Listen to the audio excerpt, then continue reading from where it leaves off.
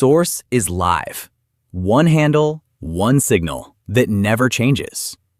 If you've been in this space with us, you already know how we operate. We do not scramble after price moves. We locate the levels before price gets there. We wait, and we let the market come to us. That is not a strategy. That is discipline. And right now, every single thing we mapped is playing out exactly the way the structure said it would. Silver just confirmed 92 on Western Spot. February closed green. That makes 10 consecutive monthly closes without a single red candle on the monthly time frame. Before anything else, let that number land properly. 10 is not a coincidence. 10 is not luck.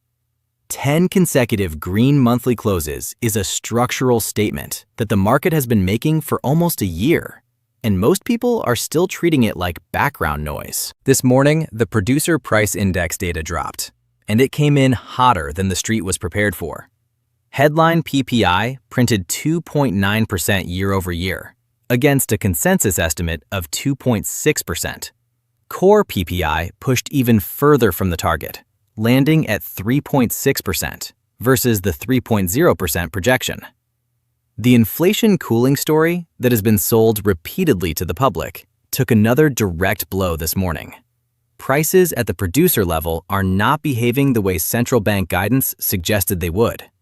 That gap between narrative and reality is exactly where opportunity lives. The reaction in metals was not slow. It was not cautious. The moment those figures appeared on screens, silver and gold bid hard and immediately. That kind of instant response does not come from traders reading a headline and making a decision in real time. That comes from capital that was already positioned and simply needed a data confirmation to release the bid. That is what positioning ahead of confirmation looks like. The crowd reacts after the move. The people who understand structure are already inside before the crowd forms. Now, let us talk about why 92 is not just a round number on a chart. This level carries specific weight. That goes back to early February. On February 4th, price was aggressively pushing into this exact zone before a trading halt shut down retail access, and silver collapsed from 92 all the way down to 85 in a very short window. $7 of downside in conditions where the average participant could not respond. If you were watching this space during that session, you saw it happen in real time. If you were not, you are learning about it now, rather than hearing a watered-down version days later somewhere else. The approach here has always been precision. The target was not approximately 90. It was not somewhere in the low 90s. It was 92. Specific. Deliberate. Because tape reading is not about making directional guesses based on feelings. It is about identifying where liquidity pools sit on a chart and understanding how price behaves when it reaches those pools. When liquidity gets taken and price reacts, that reaction reveals the intent of the participants driving the move. Price has now returned to that exact level and is deciding whether it can sustain above it. The question on the shorter timeframes right now is straightforward. Are candle bodies actually closing above 92? Or is this a wick through the liquidity zone, followed by a rejection back under? If bodies hold above, and the level converts from resistance to support, the next logical target becomes 94. That is not a prediction. That is conditional mapping. If price rejects and closes back below 92, we acknowledge that liquidity was taken, the level held as resistance, and we wait for the next setup. Patience is what separates the hunters from the ones who get hunted. Now, let us zoom out and look at what is happening beyond the Western spot price, because this is where the real story is unfolding, and most people are completely missing it. Shanghai spot silver is currently sitting at $104. Shanghai futures are at 107. Western spot is at 92. That is a $12 premium that physical buyers in the world's largest silver consumption market are willingly paying over Western paper pricing. Yesterday, that premium was $9. The gap is not closing during this rally. It is widening.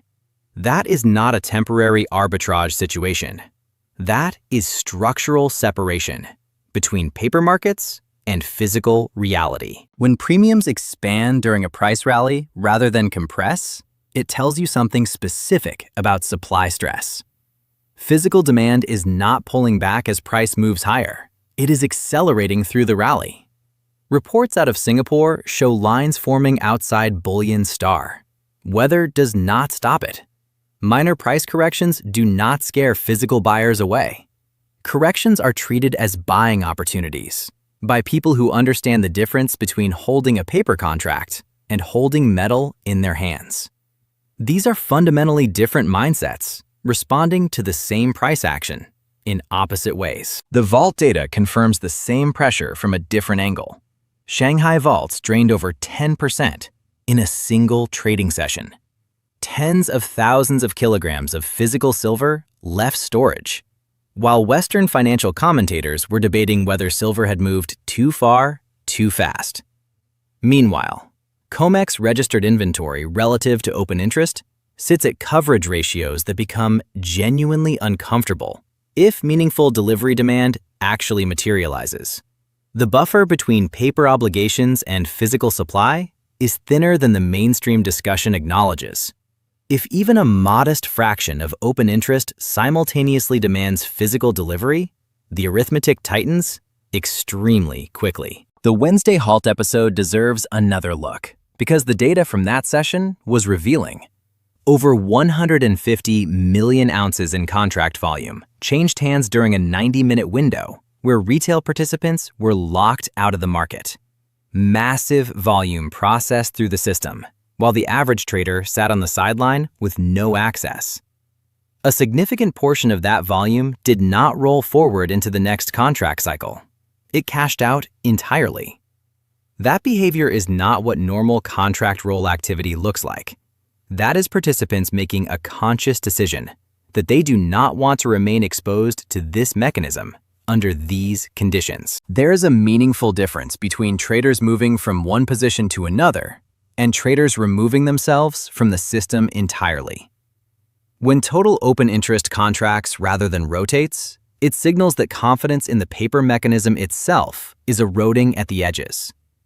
And when confidence erodes in paper, simultaneously with physical inventory accelerating out of vaults, the overall structure becomes fragile in ways that are difficult to see until the stress appears suddenly. The 10 consecutive green monthly closes carry historical context worth understanding. The last time silver sustained a momentum streak of this length without interruption was leading into 1980.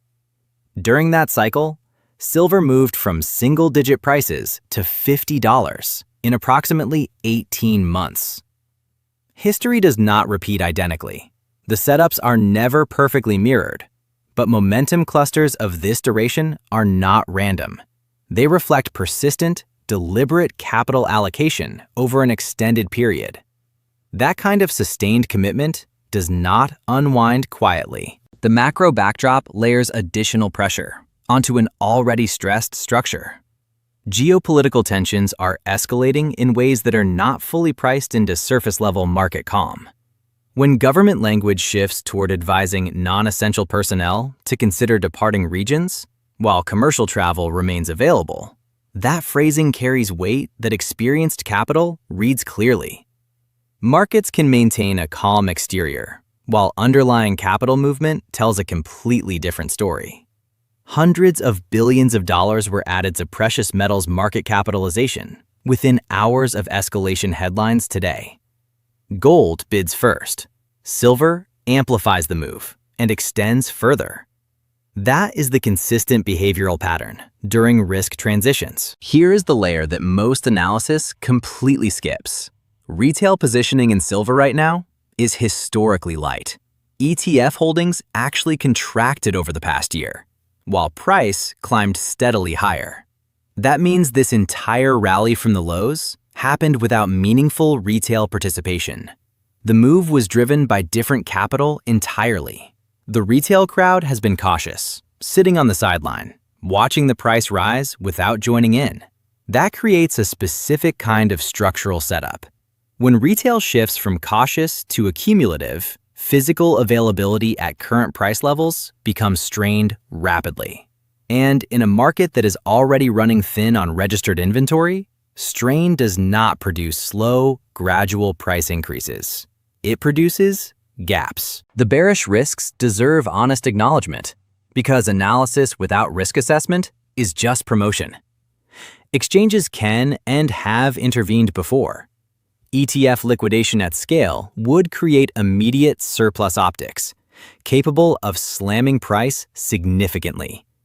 Shanghai premiums could compress if industrial demand softens during seasonal slowdowns. Geopolitical situations resolve far more often than they escalate into full crises.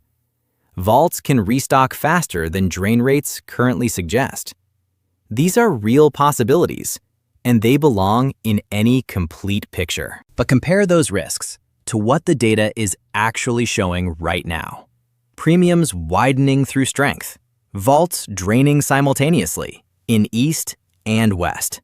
10 straight green closes confirmed. Inflation running above projections. Institutional capital receiving expanded regulatory permission to allocate into hard assets across Asian markets.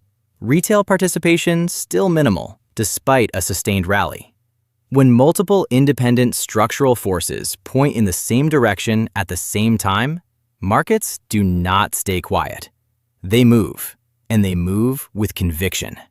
The immediate level to watch is 92. Acceptance above it puts 94 in range. Rejection sends us back to observation mode. Watch the weekly. Watch the monthly. Structure communicates more clearly than any headline ever will. Verify the data yourself. Check every number independently. This is education in how financial markets actually operate. Not advice, not hype. Logic over emotion, always.